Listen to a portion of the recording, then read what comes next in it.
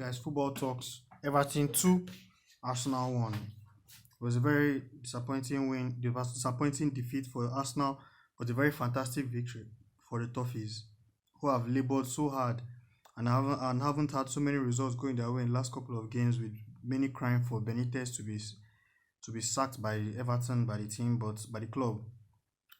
But this game was one which many Arsenal fans expected to win, considering the fact that Everton hadn't really been playing too well and had been on a downward slide with respect to the results they had been getting in the last couple of games.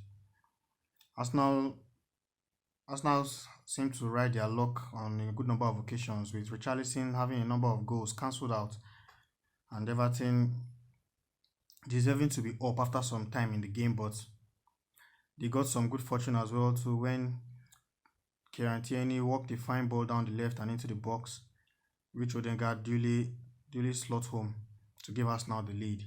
And many would have expected that Arsenal would have coasted on from there, but this Everton side showed spirit and fight to get back into this game.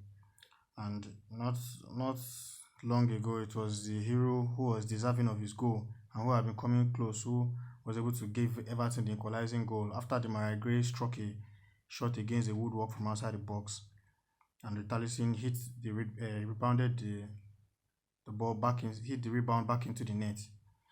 And not long after, Richarlison Gray, who has also been fantastic for Everton this season, was able to also get the winning goal to make sure Everton went home with the 3 points in this game. It was a very much needed victory for Everton and their confidence, and they'll be hoping they can continue in this win. I think in recent games, the problem they've largely had, Everton, is the fact that Benitez coming into this team wasn't really giving major funds for him to bring in players he needed and wanted, and he had to work with a lot of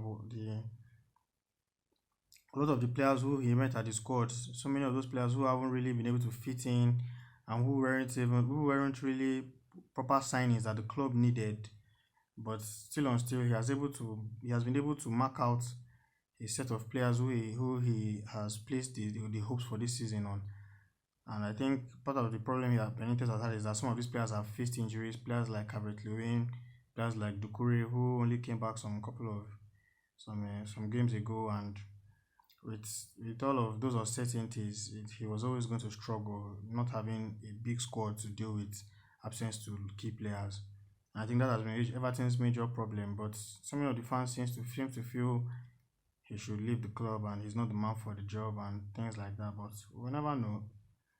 We'll never know. And as for Arsenal as well, there are so many calling for Arteta's head and saying he shouldn't be managing this team and things like that. But I think Arteta has a different job than what many people realize. I think for Arteta in this Arsenal side, it's more of his duty and job is more of establishing a philosophy which is necessary before you can even start to think of results on the pitch. Because for a very long time, particularly even under Wenger, Arsenal didn't have a philosophy of how they ran the club. They didn't really have a philosophy both on the pitch and off the pitch, how they dealt with players, how they give players contracts. Imagine bringing in a player like Willian, who was rejected at Chelsea and in his old age and things like that, and then you're bringing him into the club and you're making him the highest paid player, one of the highest paid players in the club. That shows that the club doesn't even have any principles and is just making random decisions to bring in players. And on that note, they are getting random results based on the random decisions they are making.